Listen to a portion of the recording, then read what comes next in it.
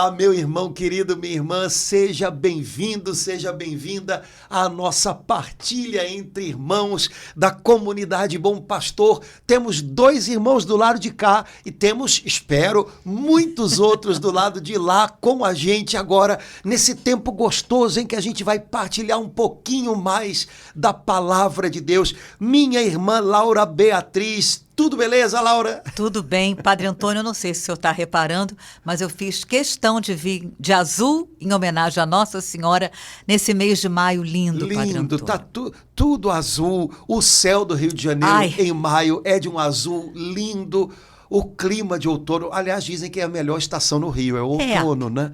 Não é tão quente, também está longe de estar frio, apesar de que é frio de carioca já, né? É 25 graus, o pessoal já está tirando o casaco.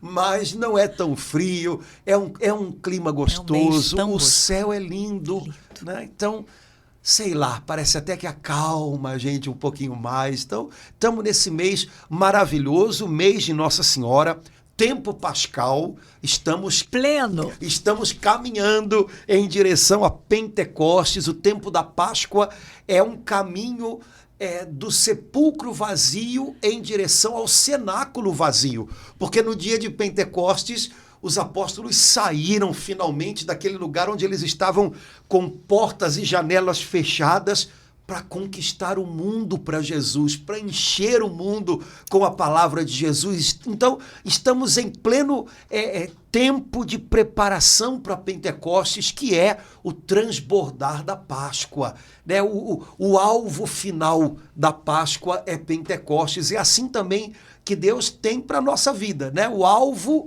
é nos encher do seu Espírito Santo, para que a gente possa sair da gente, e possa espalhar o evangelho, o amor de Jesus para as pessoas que estão ao nosso redor, que Deus coloca no caminho da gente, né? O senhor fala assim, Pentecostes, só em falar Espírito Santo, o coração da gente já vai esquentando, já vai aquecendo, né, Padre Antônio? É verdade, Pentecostes é uma festa linda, né? Há uma tradição antiga que diz que é a Páscoa Vermelha, né? Nossa! É a Páscoa Vermelha. Tem a ver com a cor das rosas que florescem na Europa, porque lá é Pentecostes. Lá é primavera, perdão. Né? Sim. Tem a ver com os paramentos, né? Mas Pentecostes tem uma série de celebrações na história da liturgia da nossa igreja que são muito semelhantes, elas são quase como que um paralelo com a Páscoa. Então, algumas tradições antigas chamam Pentecostes de a Páscoa Vermelha, né? Mas é um dia lindo demais, né? As orações da igreja na liturgia desse dia, né? A chance de poder celebrar a novena de Pentecostes, né?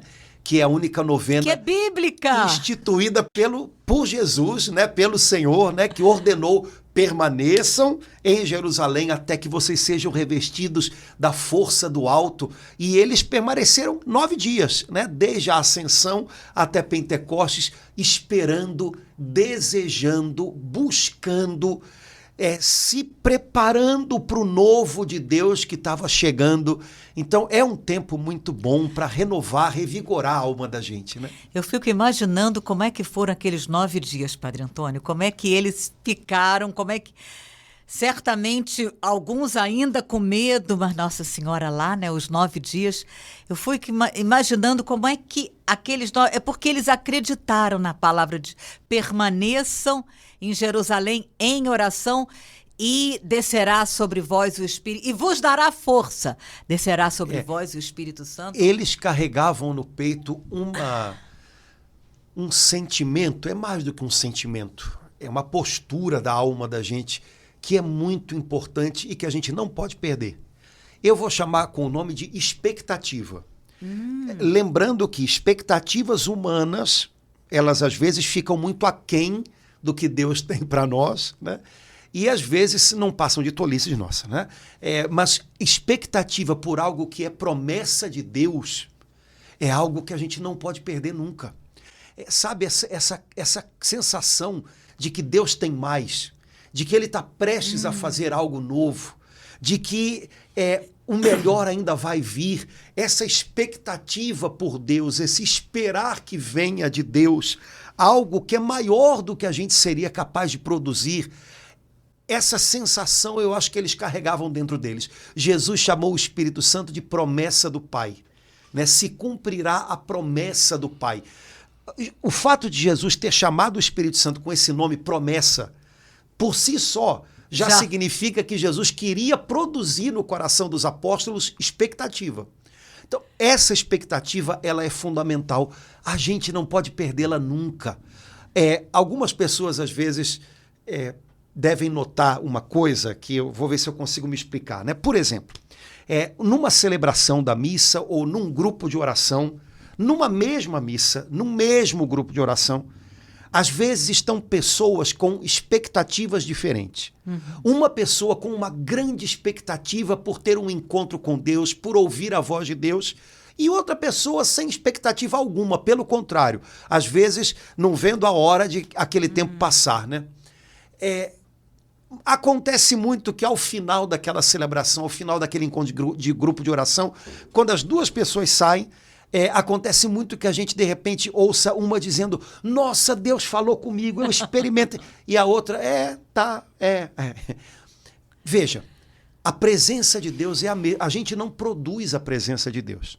A presença de Deus é a mesma. Onde 2 ou mais estão reunidos em meu nome, diz Jesus, eu estou. Então, esse eu estou é o mesmo para todos.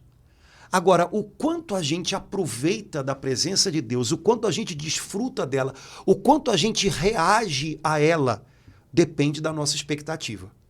Se você vai ao encontro do Senhor com grande expectativa, você está pronto para receber muito, você está aberto para receber muito.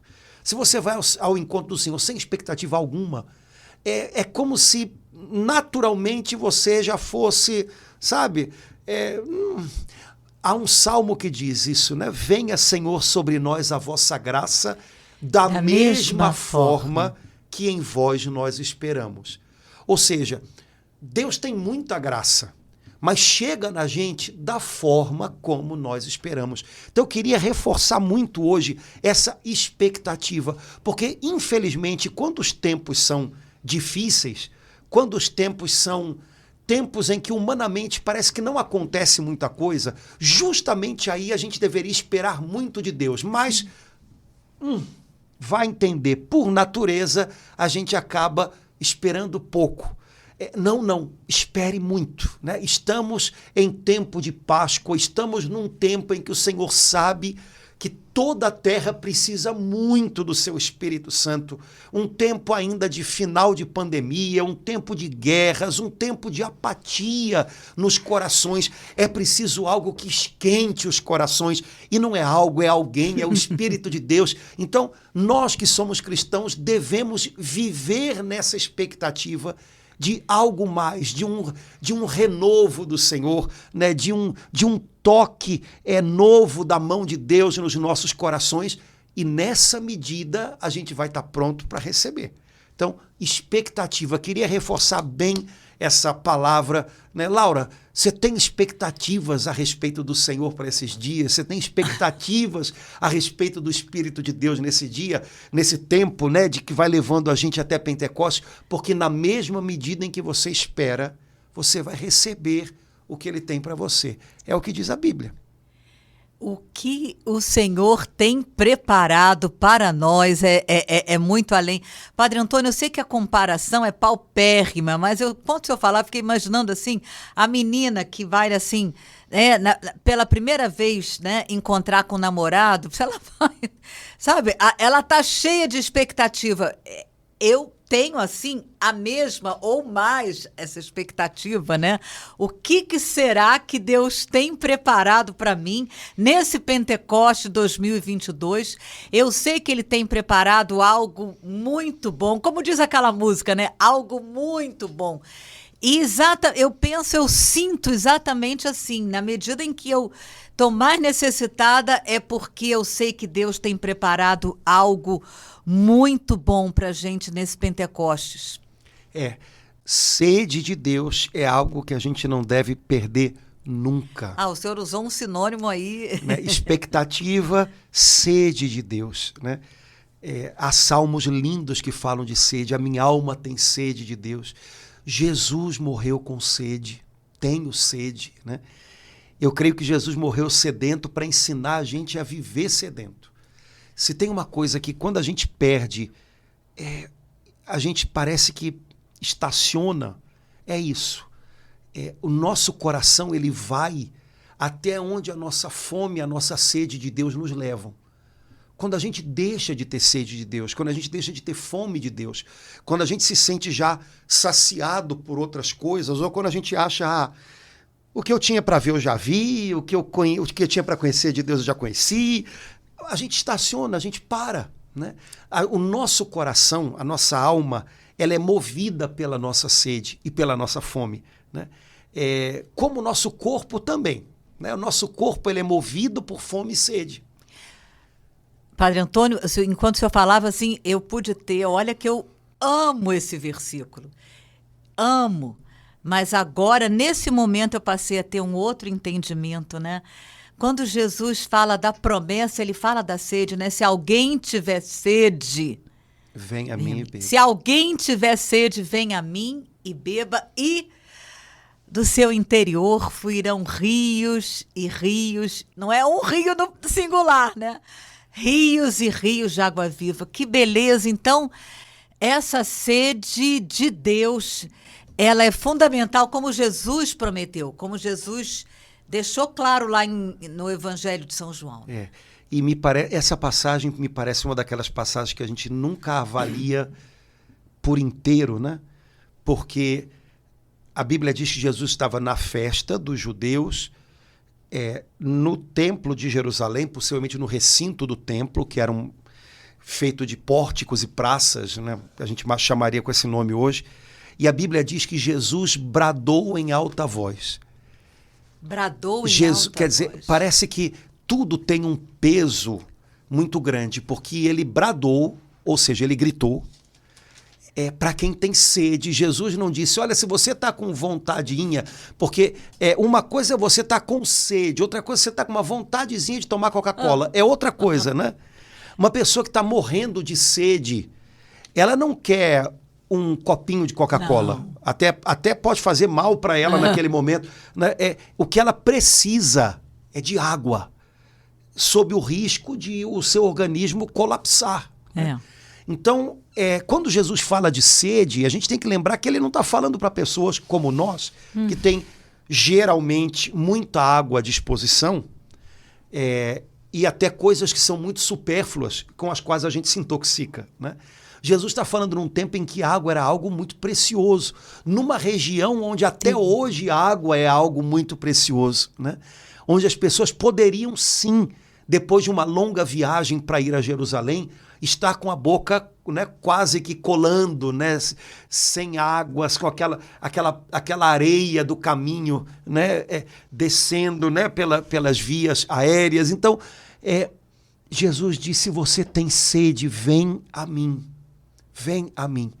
Há uns meses atrás eu vi uma coisa que me chocou muito. Num dia eu estava de carro naquele pedaço ali da Tijuca, né, e estava parado no sinal de trânsito, e eu vi um morador de rua, tinha chovido no dia anterior e tinha feito aquelas pocinhas perto dos meio-fios da rua, né?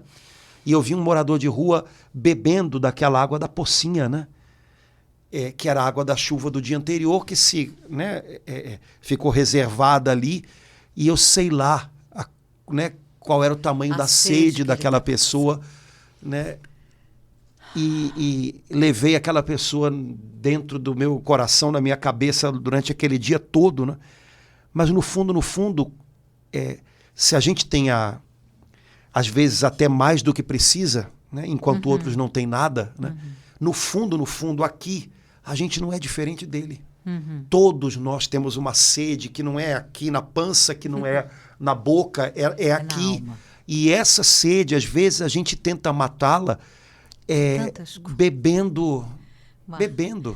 Como aquele irmão, né? Uma água suja. Exato. Né? E Jesus disse, você tem essa sede, vem a mim.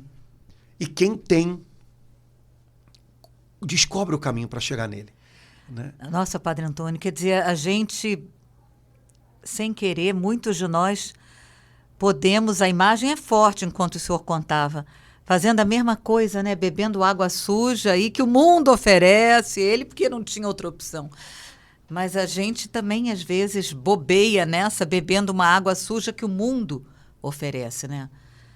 Padre Antônio, eu não me lembro, eu fui abrir a palavra, o senhor vai me ajudar. Eu não me lembro de outra passagem que diz que Jesus estava de pé.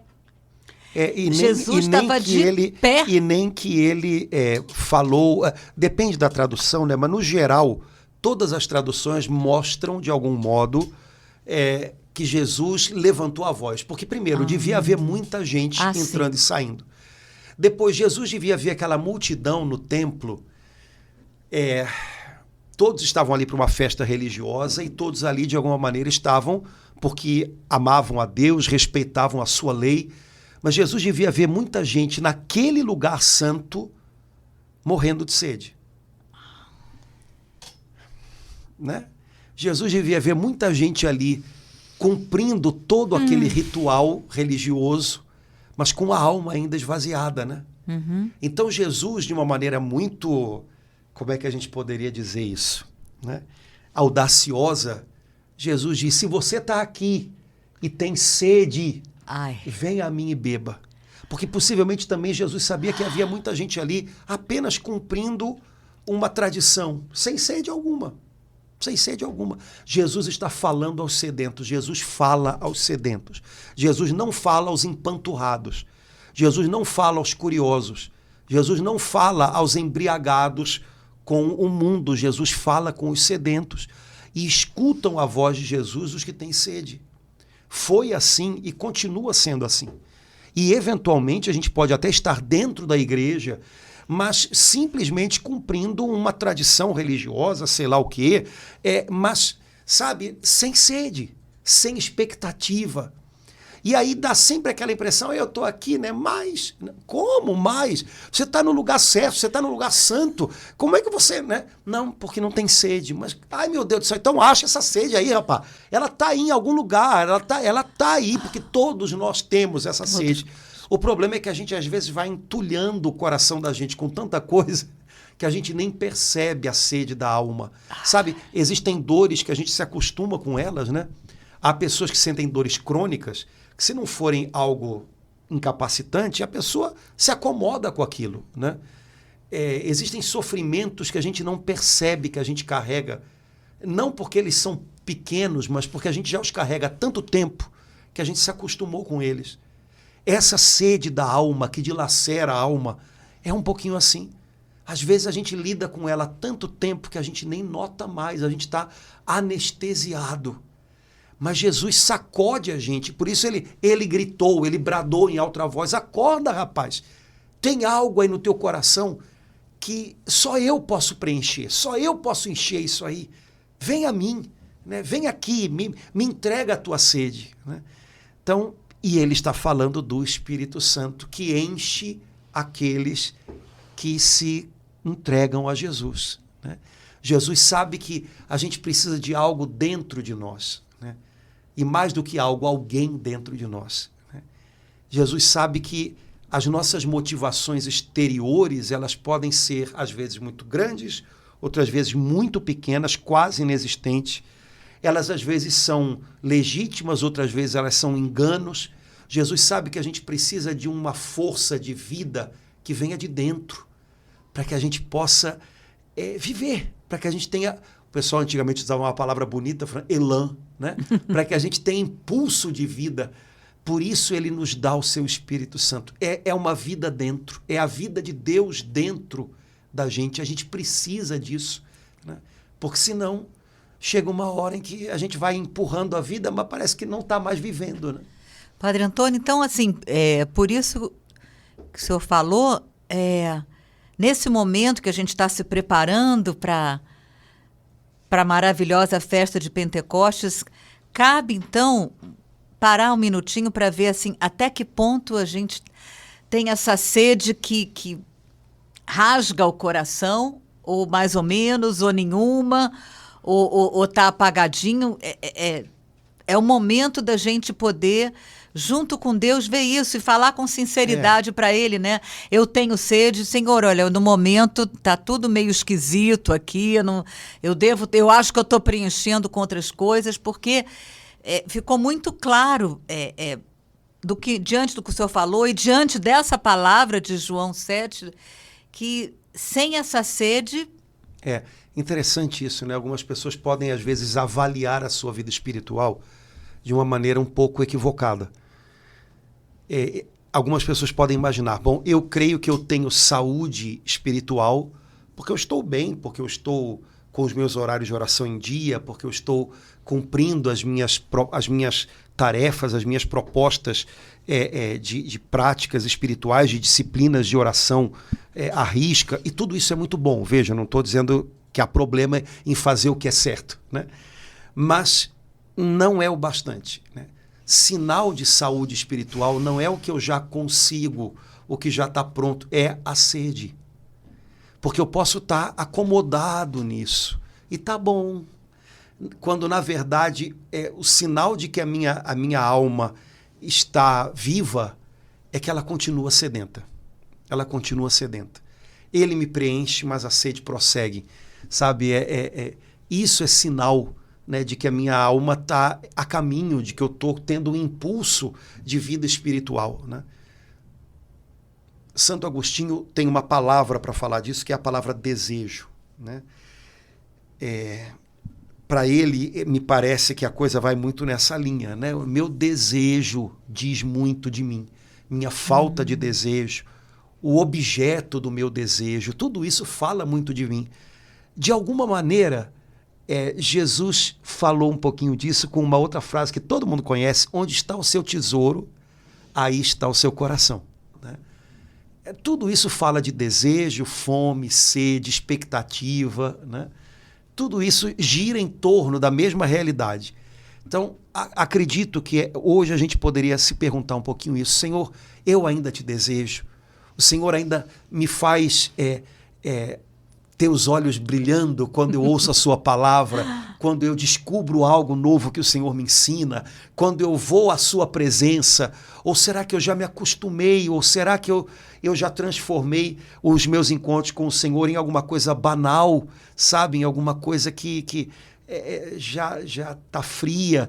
Necessariamente isso não tem a ver com estar sentindo coisas, arrepios o tempo inteiro, porque hoje a gente padece muito desse sentimentalismo, né? Mas essa sede, esse desejo profundo da alma, esse reconhecimento de precisar dele, ainda que seja apenas pela sensação de buraco que a gente carrega dentro da gente, mas que a gente é capaz de reconhecê-la, é disso que a gente está falando, e isso é fundamental.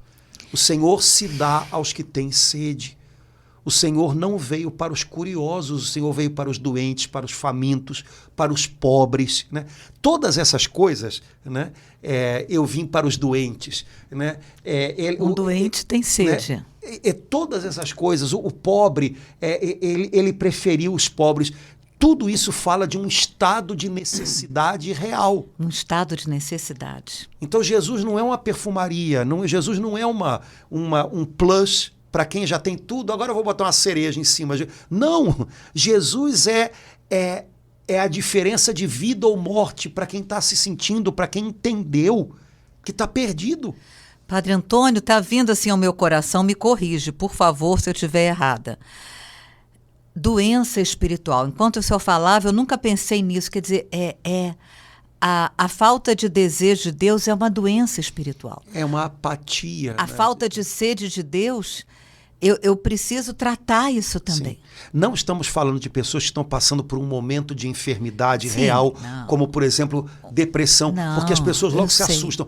Eu não estou sentindo sede nem desejo de nada, inclusive de Deus. Mas por quê? Porque eu estou em depressão. Sim. Isso significa o quê? Sua química está fora do lugar. Sim, Tem que, segundo o que o médico mandar, ou tomar remédio, ou fazer terapia, buscar apoio na oração, na ajuda que a igreja pode. Porque senão as pessoas imaginam, eu não sinto desejo de nada porque estou em depressão, logo, não, calma, vai devagar. Né? Então, imaginando que você está numa boa, né? Aliás, isso daí né? Você está numa boa E a única coisa que falta é desejo, sede, fome por Deus. Você não está numa boa. Talvez porque está... Você não está numa boa, né? Você não está. Né? Você não tem Perigo, fome e né? sede da única coisa que vai dar sentido para a sua vida. A única coisa que as coisas desse mundo nunca vão roubar de você. Então é muito esquisito isso, né?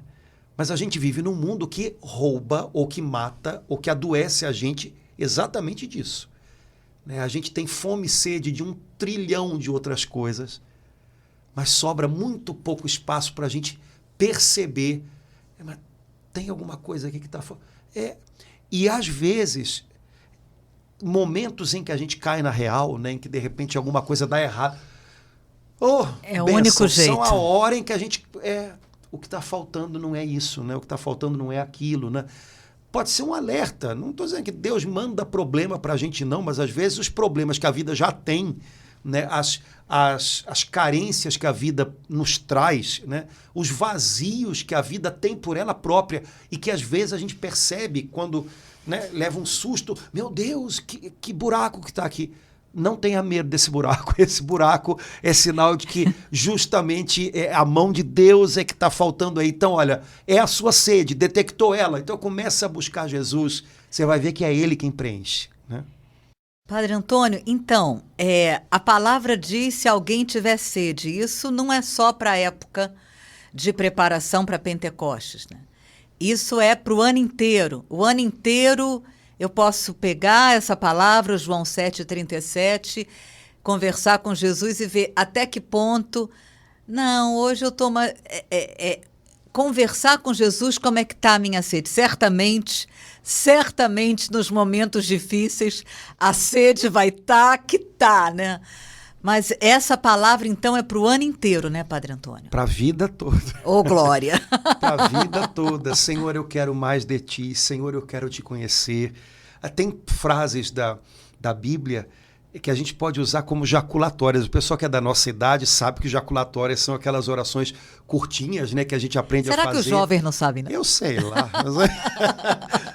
Mas a gente aprendeu, né? A gente aprendeu várias jaculatórias, que são essas pequenas orações que a gente pode repetir ao longo do dia todo, né? Eu pelo menos, uso muito e me ajudam muito, né? E há algumas passagens da Bíblia que podem ser jaculatórias para a gente, né? Eu gosto muito das perguntas de Paulo quando ele encontra Jesus no caminho de Damasco. Senhor, quem és? Que queres que eu faça? Eu gosto muito dessas duas perguntas. Eu faço também. Né? Quem és? Senhor, eu quero te conhecer. Me mostra mais quem você é. Gostei do, né? Quem és. Nesse momento que eu tô cansado, Senhor, quem és? Mostra para mim que tu és o meu descanso. E depois de uma queda, né? Senhor, nesse momento que eu estou caído, quem és? Me mostra que tu és o meu levantar, tu és o meu apoio, né? Então, esse Senhor, quem és? Senhor, que queres que eu faça? Tudo isso é sede. Uhum. Tudo isso é sede. Quando você faz perguntas na oração, isso é sede. Porque normalmente a gente faz, na oração, a gente não faz perguntas, a gente faz, às vezes, imposições, né? A gente faz reclamações, às vezes a gente faz sugestões, mas fazer perguntas na oração é fundamental, né? Porque manifestam sede. Senhor, o que queres que eu faça? Senhor, o que o Senhor quer de mim agora? Qual é o sim que o Senhor quer de mim agora? Senhor, o que o Senhor quer me ensinar nesse momento? E, além disso, dão chance para que o Senhor responda. Né? E de 1000 maneiras ele sabe fazer a gente entender, né, o que ele quer nos dizer, o que ele quer nos ensinar, de 1000 maneiras. Mas o problema é que, na maioria das vezes, a gente não faz perguntas na nossa oração. Né? Quando a gente é criança, a gente aprende. Oração é um diálogo com Deus. Tá, e aí? Virou monólogo? Exato, né? Para que haja diálogo, a gente tem que dar a deixa, né? Pergunte, fazer perguntas na oração é sinal de sede de Deus, né? Então, isso é para a vida toda, isso é para a vida toda. E veja, a mesma coisa, né? A imagem é diferente, mas o sentido é o mesmo. A fome. Jesus falou dele próprio: eu sou o pão vivo descido do céu. Né? Jesus quis estar conosco para ser o nosso viático, ou seja, o nosso alimento de caminho, o alimento para essa viagem que a gente está fazendo em direção à eternidade. Então, todo o tempo Jesus está voltado para aqueles que precisam, porque uma pessoa que tem sede não é uma pessoa que bebeu alguma coisa e agora quer tirar um gostinho de alguma coisa ou de outra. É uma pessoa que precisa de líquido, né? Uma pessoa que tem fome não é uma pessoa que quer comer um canapé, é uma pessoa que precisa de nutriente, né? Então Jesus está falando para pessoas que precisam, né? A grande questão é, será que eu ainda preciso? Será que eu entendo o quanto eu preciso? Será que eu ainda entendo o quanto eu preciso? Ou será que eu tenho me alimentado com tanta coisa, eu tenho me envenenado, me intoxicado com tanta coisa, que eu já me sinto farto, sabe? Eu me sinto até... E quando a gente está farto de alimento, pelo menos, a tendência do corpo da gente é ficar indolente, uma lombeira, né? Ficar... A gente se acomoda, né? É verdade. Mas esse ano, na Quinta-feira Santa, estava conversando com as crianças, né, na catequese, explicando para elas a instituição da Eucaristia, né? E algumas coisas para falar para crianças. Para falar para adultos já é difícil, imaginar para criança. E a gente dizia com as crianças, pois é, crianças, Jesus queria imaginar um jeito de estar com a gente para sempre e um jeito que todo mundo sentisse vontade de estar com ele também. E Jesus pensou e lembrou, pronto, já sei. Todos eles sentem fome. Todos eles têm fome. Então eu vou ficar junto com eles, sendo para eles o pão. E aí, quando eles sentirem fome, eles vão lembrar que eu estou aqui, vão vir correndo para alimentar o coração deles comigo, porque eu vou ser o pão que vai alimentar o coração deles. E depois eu pensando nisso, né, pensei, Senhor, o Senhor sabe que todos nós temos fome, todos nós temos. E o Senhor quis ser o alimento mais essencial, o pão, né? Talvez imaginando, eu sei que todos eles têm fome. Em algum momento eles vão lembrar, em algum momento vai doer e eles vão vir a mim. E eles vão descobrir que eu mato a fome, não aqui, mas aqui no coração deles. Ele está sempre pronto. A gente é que precisa deixar essa fome, como a gente fala, né, no nosso fome falar mais alto, e arrastar a gente na direção dele, né? Padre Antônio, isso me faz assim pensar, né, de que forma a gente está tapando o buraco com alimentos. Assim como na biologia a gente aprende que tem alimentos que também na vida espiritual, afetiva, emocional, a gente pode estar, né, sem perceber, né, se alimentando de coisas e levando algum tempo até perceber que a gente está na igreja, ai, Senhor, misericórdia, a gente está na caminhada, mas a gente está também se alimentando de comida que não é de Deus, né? Se alimentando, se preenchendo com coisas que não são de Deus e, o pior, correndo um risco de levar um tempo para perceber isso. E a gente é assim, né, minha filha? Eu um dia desse estava ouvindo uma pessoa, acho que era uma pregação, uma pessoa brincando, né? Sobre o modo como as pessoas tomam café da manhã, né? Então ela dizia, você tem que tomar café, fica só tomando o achocolatadozinho, você tem que amadurecer esse paladar. Eu achei uma expressão legal, né? Amadurecer o paladar. É verdade, porque quando a gente é criança, a gente gosta de coisa bem açucarada, né? À medida que a gente vai se tornando adulto, o paladar da gente também amadurece. E aí a nossa alimentação, em princípio, deveria mudar, né? Mas a gente sabe que de vez em quando dá bate aquela ansiedade, o que a gente quer mesmo é um pote de, não vou dizer o nome do negócio, né? Mas de avelã com chocolate, né? E aí a gente quer comer aquele negócio inteiro, todo, né? Doce para Juju. Pois é, e na alma a gente também é assim. O Senhor amadurece o paladar da gente, né? Para que a gente se alimente daquilo que de fato nutre a alma e não daquilo que ao mesmo tempo que adoça, envenena, né? Ao mesmo tempo que adoça, envenena, né? Porque te dá altas doses, né, de de algo que naquele momento parece que preenche, né?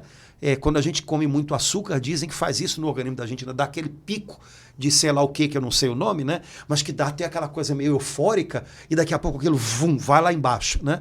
Na alma da gente também é assim, né? O coração da gente cheio de fome e sede, às vezes a gente entope ele com coisas que dão aquele pico, né, de sensação, mas daqui a pouco vai tudo lá embaixo, né? E, Padre Antônio, mais uma vez, enquanto eu falava, eu vi assim, alguns se alimentam de drogas, né, droga pesada, cheirando todas, e outros, assim, com outras drogas, vamos dizer assim, entre aspas, formais, né? Que não são pode proibidas, ser qualquer coisa. Mas que é droga também, né? Pode ser. Tudo é o que, de repente, a gente descobre que a gente está usando para preencher dentro de uma maneira que não é para ser, né? Porque uma coisa é você preencher, sei lá, cara, um pouco do seu tempo com alguma coisa engraçada que você vê na internet. Outra coisa é você ficar incapaz de se libertar do seu celular um pouco, porque ele te dá a sensação de estar acompanhado, não estar entrando em contato com a solidão. E aí, pronto. Quer dizer, você está vendo, uma coisa tão boba, não um celular, mas já entrou além, sabe, de onde devia chegar. Então, quanta gente hoje está, e a gente tem que tomar cuidado para não entrar nessa, né? Está, de alguma maneira, se preenchendo com o celular. Não é o celular, mas é o celular que me dá a impressão de que eu estou acompanhado 24 horas por dia. Mas acompanhado de quê? De quem? Acompanhado de que forma? Né? Sabe? Enfim, e isso pode ser o trabalho. Há pessoas que se matam de trabalhar. Você já ouviu essa expressão? Fulano está se matando de trabalhar. E às vezes acontece mesmo, né? Mas peraí, é uma coisa inteligente se matar de trabalhar? Né? Ou então, uma expressão que uma vez eu ouvi e me caiu, eu falei, nunca mais eu quero fazer isso. Fulano está correndo ou está trabalhando que nem um doido. Eu falei, Senhor, eu não quero mais trabalhar que nem um doido. Porque um doido, ele trabalha, mas ele não sabe onde quer chegar com aquilo. Ele não sabe a hora de parar, a hora de começar. Um doido, sabe, é atropelado pelo que ele faz. Eu quero trabalhar como um sábio, não como um doido. Então, se eu estou trabalhando como um doido, pode ser sinal de que eu estou, sabe, querendo preencher com aquilo ali muito mais do que aquilo pode me dar. E sentido para a vida. Aliás, a gente tem na comunidade uma música de um CD da Banda Bom Pastor de 1575, que é justamente, né, esse o nome do CD, Sentido à Vida. Só Jesus Cristo dá. Né? Amém. Ele vem para aqueles que descobriram isso. Né? Sem ele, minha vida é uma coxa de retalhos, é uma correria de doido. Não, eu quero um sentido. Eu quero algo que faça tudo valer a pena. Até os momentos em que está doendo. Sabe, eu quero... Ele dá. Caso contrário, a gente vai se enchendo e se preenchendo com coisas que, de fato, não são capazes, ou pessoas que não são capazes de... E a gente acaba exigindo demais. Quando são pessoas, a gente exige, sabe? A gente cobra delas o que elas não podem dar. Sabe? E às vezes é a mãe que cobra dos filhos uma atenção que, ainda que eles deem toda a atenção do mundo, ela vai achar que não é o bastante. Ou a esposa, ou o marido, sabe? Ou aquele ciúme enlouquecido, né? Como se eu fosse o dono da outra pessoa. Todos esses, sabe, esses desequilíbrios que podem dar em qualquer um de nós, né? Eles são um sinal de que talvez a gente esteja esperando de alguém ou de alguma coisa algo que só o Cristo pode preencher. Então a gente está tentando encher as nossas sedes e fomes da alma com coisas ou com pessoas que, quando são pessoas, a gente acaba sendo injusto com as pessoas. Quando são coisas, elas acabam endoidando ou matando a gente de verdade, né? Então, meu Deus, por que eu vou ficar me intoxicando com desequilíbrios se eu posso descobrir agora em Jesus, meu Salvador, uma vida equilibrada, né? Uma vida que vai me ajudar, inclusive, a ter relacionamentos muito mais legais, muito mais equilibrados com as pessoas que eu amo e que me amam, né? Então, talvez seja... o nosso relacionamento com as pessoas, ele é muito o retrato do nosso relacionamento com o Senhor. quando o relacionamento da gente com ele vai bem, normalmente a gente consegue se relacionar com as pessoas de uma maneira legal. Nossa, é mesmo, Padre Antônio. Quando esse relacionamento aqui está quebrado, aí, rapaz, ou a gente se joga em cima das pessoas, ou a gente permite que elas entrem além da conta, ou a gente vira um bololô com as pessoas, né? Eu quero te ajudar e vou virar uma maçaroca com você, né?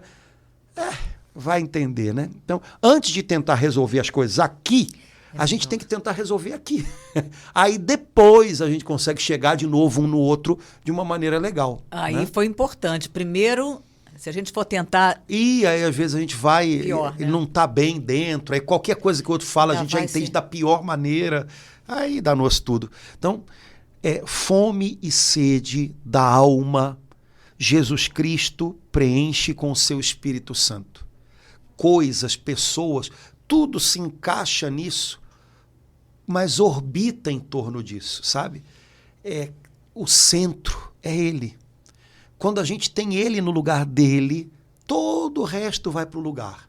Caso contrário, as coisas ficam em desordem. Então, alguém ou alguma coisa vai tomar um lugar excessivo na minha vida. E aí bagunça tudo, né? Olha, aí agora, com isso que você falou, a gente volta para essa pessoa incrível que é o Espírito Santo, né? Porque é ele que coloca em ordem, né, Padre Antônio? Como no início da criação, é ele que coloca, de vez em quando, a gente percebe uma desordem aqui, aí a gente só pode falar, vem o Espírito Santo, e ele coloca em ordem. Né, é uma boa ejaculatória, né? A Bíblia diz lá na primeira página, né, que a terra era sem forma, quer dizer, estava... Uma coisa sem forma é uma coisa esquisita, sem contorno, bagunçada e vazia. Mas o Espírito Santo pairava sobre. Então Deus vai colocando em ordem com a palavra dele. O Espírito Santo vai moldando essa confusão com a palavra de Deus, né? Aquilo que era um caos, Deus vai organizando com a sua palavra e com o seu Espírito Santo, né? O Espírito Santo usa a palavra que Deus diz, haja luz, né? Haja terra separada das águas. O Espírito Santo vai usando o que Deus diz para colocar cada coisa no seu lugar, né? No Novo Testamento, na carta aos Efésios, São Paulo diz: tenham com vocês a espada que o Espírito Santo maneja, que é a palavra de Deus. Ou seja, a palavra de Deus é a espada que o Espírito Santo usa para me defender das confusões do mundo, das confusões do maligno. Então, boa ejaculatória, vem Espírito Santo, organiza o meu interior, né? Põe em ordem o meu interior, né? Pode ser uma boa ejaculatória, né? Uma boa oração para o nosso dia, porque às vezes a gente começa o dia até mais ou menos organizadinho, né? Aí você entra no ônibus, a primeira chacoalhada, a primeira freada, já sai tudo do lugar, né? Pronto. Espírito Santo, me põe em ordem por dentro de novo. Essas pequenas orações ajudam muito a gente. E quando a gente sabe o que a gente está pedindo, o alvo da oração, e essa é uma oração na qual o alvo está muito claro, né? Senhor, me ordena por dentro, né? Me põe em ordem por dentro. Sem atropelos, sem excessos, sem desequilíbrios. Nossa, uma oração tão pequenininha pode ajudar a gente a se achar de novo, né? Quem sabe a gente pode fazer isso nesses dias que já vão levando a gente para Pentecostes. Então vem Espírito Santo, coloca em ordem tudo que está aqui. Amei. Né? Acho que é uma boa, a gente precisa, não é assim? Verdade. Laura, vamos terminar por aqui. A gente ia falar sobre o Espírito Santo, na verdade a gente falou sobre o que atrai o Espírito Santo, nossa sede, né? Nossa sede. Ele é água viva. E a água, quando ela encontra espaço, ela sempre corre, né? Sempre corre. O problema para a água empoçar é você não dar espaços para ela se espalhar. Mas à medida que há espaços, ela se espalha. Ela vai se derramando. E o espaço é a nossa sede. Então, amém. Vamos valorizar a nossa sede e a nossa fome de Deus e guardá-la, porque a gente não pode perdê-la nunca. Ela atrai o Espírito Santo. Uau! Amém. Semana que vem, se Deus quiser, a gente continua. Não é isso? Se Deus quiser. Vamos lá. Beleza. Irmãos, um abração. Deus abençoe. Até logo.